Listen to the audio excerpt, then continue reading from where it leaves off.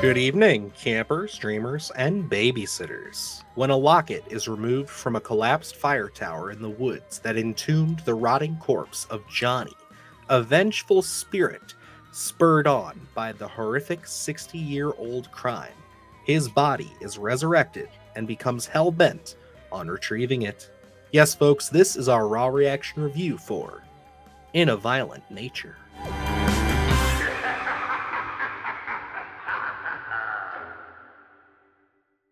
Well, Luke, we have made it. It is finally time to discuss In a Violent Nature. And although this one didn't appear on either of our most anticipated of the year list, I think that was probably because there wasn't much to know about it at the time. It premiered at Sundance, so information was just starting to come out by the time we got that list out.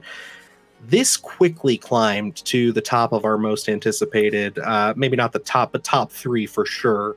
As we got more information, and especially once that trailer hit. So how were you feeling leading up to In a Violent Nature? I was excited. I was curious on how this was going to work. I think I was in the same boat with a lot of people of, being told from the killer's perspective, what is that going to look like? Is it going to be a lot of walking around? Is it going to be a lot of silence? What are we in for the spectacle that is In a Violent Nature? And, looking at slashers in general, they're such a pillar in, the horror foundation, I guess. But it seems like a lot of them have been unable to recapture the magic of the 80s. We just had Thanksgiving, but, and that one was reminiscent of the 80s, but a lot of them really do struggle to recapture the magic when they were first created. So, looking at In a Violent Nature was something different, something unique that we never see. So I was rather intrigued on how they were going to be able to pull this one off for, us who are deep rooted in the horror community that love things like Skinamarink or The Outwater, something that is a little unfamiliar in terms of approach. But, how are we going to accept this, and how is a general audience going to accept it? So, going into this one, I think it was a big question mark. It was excitement, but also such a big question mark of how they were going to pull this one off. 100%. Yeah, I mean, it's intriguing for sure when you hit us with that concept, especially because that trailer just puts it all out in front and says this is what you're going to be getting. I think the biggest thing for me when it comes to 80s slashers is, I love them. We loved Thanksgiving because it was so true to that formula. We love all that stuff, but it's such a hard subgenre to really innovate in, to really give you something different. I mean, you have your slashers that do something different. It feels like every couple decades. Scream was maybe the last one that really left a big mark, changing up the formula. And In a Violent Nature, kind of not necessarily. I think that might be a bit of a big thing to throw up against it, but they had the potential to do something fresh here, and fresh and unique. And I gotta say, for the most part, I think they pull that off. I think that this feels very unique. This feels very new. Again, fresh is the word that I keep using when I describe this to people, because it's definitely in a camp of its own, while still holding on to some of those familiar bloodlines that we're familiar with from classic slasher films. Yeah, and you look at something like Scream, and they kind of rolled out that meta awareness, that encapsulated what that franchise is, and they still do it to this day. But then that also kind of bled over into a lot of filmmaking. I mean, we do see it, in non-horror films nowadays. It just kind of has become the standard almost, I would say. In a Violent Nature, this one, looking at being told from a killer's perspective, hasn't been done before, because I think looking at it on paper, you would say, how do you even achieve this? How do you keep it interesting enough for the audience to, sit down for an hour and a half? Because, we always talk about runtimes on here of an hour and a half. Hey, that's a breeze to get through, but that's for a traditional kind of slasher, traditional kind of horror film. Whereas this one is that approach of, we're with the slasher, and going into this one, I will say there is a lot of silence. There is a lot of ambient noise, and I think if you're coming in it from a perspective of, that traditional horror and that's what you want, this one, it might be hard to get into. But, when you sit down, you watch this one, you give it its full attention. I think one of the big high marks here is that ambient noise that as we're walking through, the brush and you hear the flies, it just kind of bombards your eardrums. They really do take advantage of it. It's really great. It really gets you in the seat. It buckles you down so that you can really get invested. And I will say from the very beginning, I love the beginning of this where it's just kind of a random shot where we're not even seeing any characters. It's just kind of an off-screen conversation. That happens a lot in this. And you're just really hearing that noise. You're taking it all in.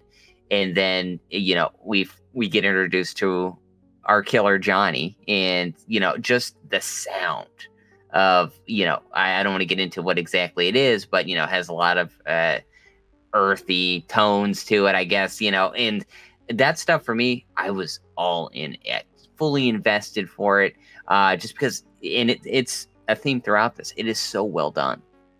Yeah, I mean, I'll get into all my positives first off, because there are a lot that I think that I agree with you. The sound design is definitely it carries this movie in a big way, because there is so much that if you're not listening to this, on the big screen, I feel like it's going to be way better.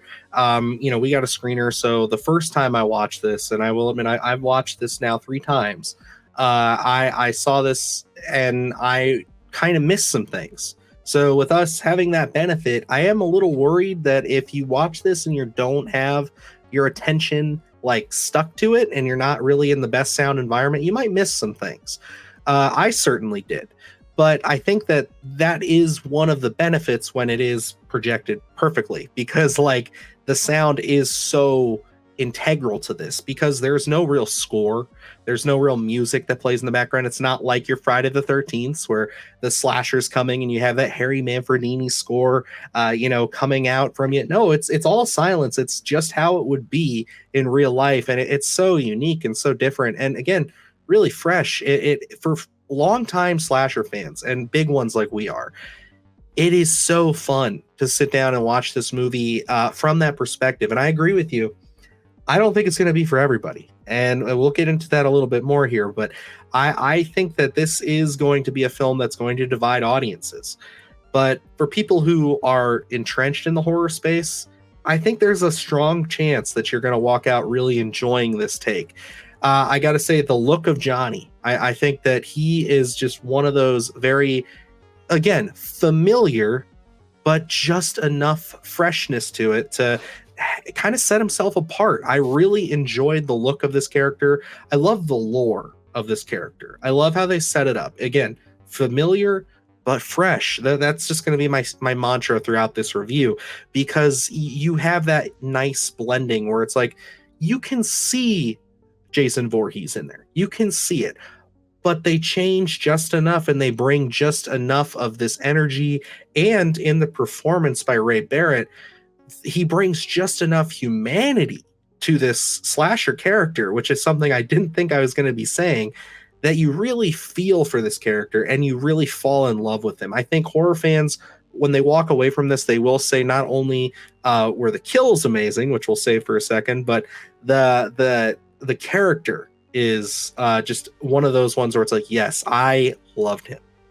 And I think maybe that could be a critique for people. We hear it. You saw him in the trailer where very familiar to Jason Voorhees. And I think, obviously intentional of, we're going to gravitate to something that is familiar in terms of the slasher genre. Hey, and, we haven't got a Friday the 13th in a minute and we're not getting anything anytime soon, apparently. But, looking at this, I think, it was completely intentional to say, hey, here's your comfort blanket. Yes, this is a completely different format that we're giving you here. We're switching up the classic traditional slasher genre, but hey, here's your Johnny, here's your Jason. Yes, looks familiar to you. So this is something you can get behind for horror fans, and I love the way that it was done. I love the performance. Like you said, he does bring humanity to the character, which we don't really see in, something like a Jason Voorhees. He's just kind of this mindless killer, but there's a little more to the Johnny character here. There's a sequence involving, I think it's like a toy truck, maybe. It is toy car. But, you know, and I absolutely love that. It's just kind of like you put a pin in everything that's happening and you're just kind of sitting with this character. And I love that moment because you never get that with these slashers. It's like you said, it's that humanity element, that spin that they put on it. You know, and they are bringing this uniqueness. It's not just this point of view slasher film. This is something where they're trying to put those connective tissues. Yes, and it's not something that's completely deep rooted and we're getting this large backstory. But, you know, it's just those elements. You know, we talked about it with like Thanksgiving, where those characters aren't like deep rooted backstories, but they're just enough to get you on board. And I think Johnny is that kind of slasher character, but you know, you do go back into that lore of his, into what exactly is going on. And I do rather like that as well. It's a different take on it. I love the kind of motivation of Johnny and, you know, what he's going after and why he does the things that he does. You know, this is something that we get that classic campfire scene where we kind of lay it all on the line. And, you know, I think that scene really moves. There's a camera technique that for me, they overuse a little bit. The sequence is like, I think over 5 minutes long. And they continuously use it, which kind of got a little redundant for me. But, you know, in terms of getting all the information there, I thought that was rather well done because, you know, it is something that is a little different than what we do see in terms of motivations for our slashers. And I do got to say, before we get into the big thing that everybody's discussing, which is the kills, this does have a really great opportunity and a great way of capturing that classic slasher atmosphere, again, from a different perspective. And, you know, some people I feel like will call this tensionless, and I don't think that that's wrong. I don't think that there's one of those things. I think there's a scene that is complete tension and is pretty horrific. I know Luke kind of flipped me on this scene, and we'll talk about it more. We're going to do a spoiler review for this one, of course, guys. But this one, I mean, I could easily see people stepping away and saying, well, there's no tension because you're just following the guy. You know, you're watching it from every angle and aspect. And on one hand, I can agree with that. On the other hand, I think that, again, it's playing to an audience that has seen all of these movies, that has seen everything like this. So it's just a film that I think isn't trying to give you that traditional sense of tension. And I think the tension they build is pretty good. I don't think it works every time. I think that there's a couple of moments in here towards the middle portion of the end where it's kind of like, okay, yeah, we're just kind of getting to that point and there's not a lot of tension there, but there's a couple, especially one at night involving a tree and a hacksaw, that I thought was, okay, that was good. I like that. Very well done. And, you know, I think that the atmosphere, though, it does capture that summer atmosphere. It captures that it's not set in the 80s or anything, but it gives you that 80s summer atmosphere so well. And I love that about it. I think that that's so hard to capture these days, and very few films can do it. And I think that In a Violent Nature does it, and it was something that very much surprised me. So let's talk about the thing that everybody has been talking about. And this is a positive, but also I think a negative. And that is the kills. I think that there's a kill in here that it's an all-timer, man. It is one of those kills that just absolutely, it will shock you, and it will be like, holy hell. And I got to say, from a practical effects standpoint, how they accomplished it, how they did it, I mean, it is a spectacle for gore hounds and horror fans. I think it's one of those ones where it's like, I don't know if there's CGI in it at all. It's that good where it's like, I'm 99% sure all of it is practical, and it does give you that punch. That being said, there is a thing that's getting thrown around online, and they're using it a lot in the marketing, and I think it's a big mistake. They are saying that this is going to make you throw up in the theater. I don't know if I'm jaded. I know Luke and I have had this conversation. I'm going to pass it off to him in a second, but I don't think we're at that level. I don't think that this is that natural Terrifier 2 we're throwing up in the theater that I think the marketing is looking for. And I think that you're going to build up too much expectation for that. And I'm worried that that is going to hurt things. So my thing with the kills here is that they're impressive, they're gory, and there is one that is an absolute banger. but just understand that you're not seeing something that's going to absolutely shock and shatter you to a million pieces like I think they're anticipating. Yeah, and I'll agree with that. Like, looking at it, I think that may shoot them in the foot, shoot themselves in the foot with, It's that risky as marketing. hell. And I'd seen online, people play the audio, everything like that. And I know there are comments out there saying the person had too many drinks prior to the actual film itself. And that wasn't necessarily what made them throw up. It was just that they had too many drinks. I don't know if that was correct or not, but that could be the actual reason. But hey, you take the opportunities when you come. But I think, people are going to go in with a certain expectation that may not be met. Looking at this, one of my critiques was that, for a film that is, from the perspective of a killer, you think you're going to go in here and right off the bat, we're getting into kills. It does take a minute to really get going. Mhm. There is a kill earlier on, but it is off screen. You see the result of it, but to get an on-screen kill, you are waiting a little bit. So you have to be prepared for that when you go into there, that you're not just getting a kill reel here. There are kills, but they're thought out kills. There are, working toward a story and other characters rather than just, a kill after kill after kill. That's not what you're going in here for. It is that, this thing is shot beautifully. The sound is great, so there are so many elements that they're playing on, not just these kills, but the kill that Dylan's talking about is rather wild. It's from a sound perspective, you have flies, you have chains, it is all just melding together perfectly, where this, as 2024 comes to a close, that's going to be on easily top 5, if not number 1. We'll have to see, what the future holds for us. Certainly right now, I think that is my number 1 in terms of everything that I've seen. Pause. The only thing that I will say might compare to it, just because you brought that up, we have Terrifier 3 coming. Damien Leone says he's got some big boys, but goddamn, this is going to be tough to top as far as gruesomeness. Oh yeah, absolutely. And I'll say, as it stands now, of everything that I've seen, this is my, first place. But, again, we do have Terrifier. We have a couple other things coming out. So we'll have to see where this holds. It'll certainly be in the conversation. But, that to going in expecting to be, bringing your own puke bucket or anything like that, I think will be a little bit over the top. There's a kill in here for me that really does it from a tension perspective. That it's something where I wanted to tap out of before really anything happened. They just built it perfectly, especially from a character perspective of that it's happening to, from putting yourself into the shoes of this character and hearing a sound before you see anything is just perfect tension building for me. It goes on. I think, Dylan and I had talked about it, and I can easily see, going on for a little long, but for me, the beauty was in the time portion of that, of how long it takes to get there, because you're with this character, knowing things of what's going to be happening, what that result's going to be. And I think it just works perfectly. And plus, again, we keep going back to the sound.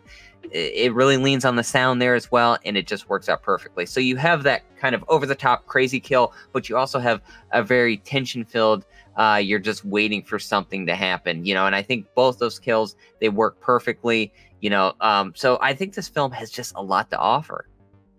Yeah, man. And I definitely went back on my third viewing and listened to what you had said about that, and I can say that sequence is growing on me, because I'm not gonna lie, one of the things that I was super caught off guard, but actually really appreciate about this movie when Luke and I first spoke about it, was that we were both like goo guying over 2 separate kills.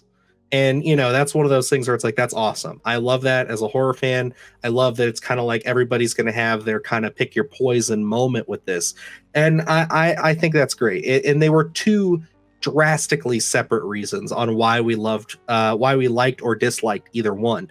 But I think it's a movie that, as I've seen it more, it has grown on me more, and something that's I really find enjoyable. And again, it's not very long. It's something that I really liked. Now, there is one element to this that I can say without a shadow of a doubt, seeing it 3 times, I'm not big on. I have tried. I have really given it the benefit of the doubt, And I will say that it does hurt this film's overall score for me, and that's the ending. Without getting into spoilers, there's the last 10 minutes of this movie really we just hit the brakes hard. We hit it so hard. And believe me, I know there are going to be people in the comments who see this who are going to be like film auteurs who are like, you just didn't get it. You didn't get the messaging. I got it. Believe me, I understood it the first time I saw it, what they were going for, what they were doing. And I do have to agree with a fellow critic of ours that I was speaking with. I think that that's a really great tension-filled moment the first time you watch it. But just the way they do it, nothing. And I walked away saying, I'm not happy with that. I didn't like it. I think the final shot is good, but I didn't like it. I didn't. I thought, everything that you gave us was working for me. It's a slow-paced film with some great kills, wonderful sound, beautiful shots. Everything is composed beautifully. This is the jumping the shark moment for me, where it's like, we have stepped too far into the artsiness, the elevated horror aspect of it. And I just got to say, as where my love was with the film, I can't get on board with the ending. After 3 viewings, I just can't. Yeah, I struggle with the ending as well. That's probably my biggest negative of the entire film. Looking at it, I like the ending shot as well, but we come to a screeching halt at a certain point. And I think, when we kind of get into the creativeness, the avant-garde aspect of filmmaking, I think, there's a time and a place for it, but at the time that this does happen, it just doesn't really make sense for me. It's more so, we were talking about kills. This is a completely separate kill. There's almost a kill that feels like it would belong from like a Victor Crowley perspective, I think. And then we're kind of working toward that kind of vibe, and then it kind of just stops. And when we're building so much and then we just kind of stop, I think it kind of leaves you just unfulfilled. It leaves you wanting more. And, when you look at a film overall as a weighted grade, I think the ending has such a big portion of that grade itself, because that's the last thing you're going to see. That's the thing you're going to walk out of the theater and probably be talking about for the most part, of say, how did the ending go? And I think the ending to this film does hurt the film itself, because it just doesn't feel like it belongs at that point anymore. You're waiting for something more after everything that you've seen. We're not prepping you anymore. You've seen what Johnny can do. You know the story. You know the rhythm of the film, and it just feels out of place. And, we understand the messaging, but I think it could have been condensed. There's a line in the actual trailer itself that I think sums this up beautifully. And we don't necessarily have to go for this long portion of dialogue and just kind of, waiting, so I think, I think for me, that kind of hurts it, just because it is the last thing that you do see. And it just, I don't know, it leaves you wanting more. I agree. And I think that it is one of those times where I'm sitting here and I'm trying to wrestle with myself, because I loved so much of this movie, where I'm just like, this has got to still get a must see. It's still there's still something here. It'll grow on me. It will. It just frustrates me even more. And I will admit, on my 3rd viewing, I just turned it off. Once we got past a certain moment, I turned it off, because I got it. I get the gist. And I'm afraid that that's just going to be how I treat this film from here on out. And if that's how I feel about the ending, that's a pretty big mark. So no, this is not get a must see for me. This does, however, get a pretty strong recommend. I still think that this is an accomplishment. I think that it, again, brings that fresh and familiar bonding really well. And like Luke said, there's so much to enjoy when it comes to the sound.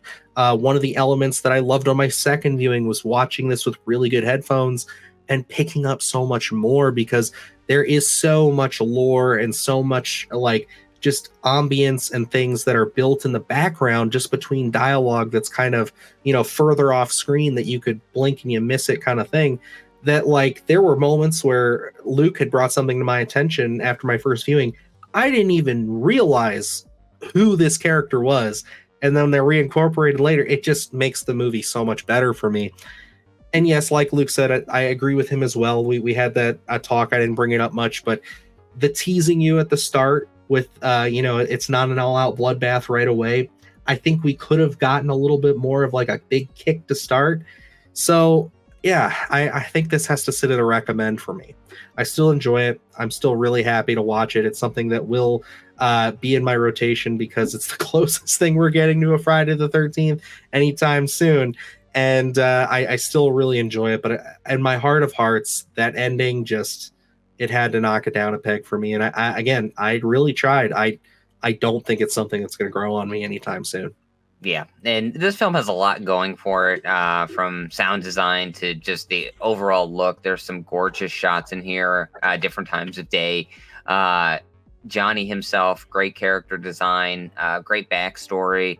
Overall ensemble performances, I mean, they're nothing groundbreaking, anything. They're just kind of serviceable characters. But overall, this thing has lot going for it. I hope a lot of people give it a chance. I hope, don't go in expecting your traditional slasher formula. This is something a little bit different. And I think there are a lot of great kills in here. So I think people will be pleased. This peripheral storytelling that, there are conversations going on. There's televisions on to kind of give you the feel of the town, things like that are going on that, you really have to lean in and listen. You give this film your full attention. That ending does hurt the film. There are a couple just small criticisms, nothing over the top other than that ending there. I will say this does give a strong recommend for me as well. Unfortunately, not a must-see, but this is something that is a beautiful installment in the slasher franchise. I think something very different, something unique. Not for everybody, but certainly give it a chance and appreciate the moments. If you don't find that you're really into this, just appreciate the craftsmanship that goes into this, because this is a work of art. This is something new. This is a different venture. Do I think all slashers should take this formula? Absolutely not. No. I think this is something that is unique to this film itself. It's spectacle. It's something that do something different in a genre that everything has been done, So I think In a Violent Nature is something that a lot of I'd suggest every horror fan should see. Every horror fan's going to like, but definitely appreciate. So certainly a strong recommend for me. It's a film that I have no problem, even with my issues, saying go out and support, because it does have the balls to take that swing and really hit you with a raw perspective of kind of one of the only avenues of a slasher film I feel like we've never seen before. And, there have been hints, there have been films that have done something from a killer's perspective, but not like this. And I think that that's one of the biggest swings and biggest things that I can sit back and say I respect Chris Nash and everybody on his team for really delivering. And again, guys, that kill, believe the hype on it. You're not going to throw up if you're a horror fan, but it's damn good. And it was something that was built up for us, like from festivals and everything. We had a lot of hype behind it, and it still hits. And there's another scene that really got to Luke, and I can say I think that's going to hit some people in a different way, but even for me, it's something that's grown on me over time. And I can say this is one I'll revisit. This is one that I am excited for everybody to get out and see, and at least just do me a favor and go support this team. Because I don't think we need another slasher film like this. And I don't think we'll ever get another slasher film like this. So this is in its purest form. But other than that, guys, that's going to wrap us up here for In a Violent Nature. This comes out this Friday, the 31st, so definitely go out and see it. They're doing a huge push on this, so I'm sure it's going to be playing in a theater near you. Again, go support it. It will be on Shudder later this summer, so if you can't catch it at a theater, catch it on Shudder. Thank you to IFC and Shudder for sending us a screener. And we also have some pretty fun stuff still on the horizon for In a Violent Nature. Like I said earlier, we are doing a spoiler review. We're going to be doing that with a couple of our buddies. So stay tuned for that. That'll be the Sunday after this film premieres. And as well as I'll be tacking on a little bit of a quick conversation. I got to sit down with Johnny himself, Ray Barrett, and discuss a little bit of that performance and what it's like to get a role like this. I'll be putting that interspliced into the spoiler review. So check all that out. We got a lot of great stuff up on the channel already. And yeah, it's going to wrap it up here. So until next time, I'm Dylan Newell. And I'm Luke Janesco. And remember, stay scared. Do the hard shit, gonna do it live. Cause Splattercast kick it every day they live. Splattercast, gonna slash your ass. Splattercast, gonna slash your ass. Splattercast, gonna slash your ass. Splattercast, gonna slash your ass. Splattercast, gonna slash your ass. Splattercast, gonna slash your ass. Splattercast, gonna slash your ass.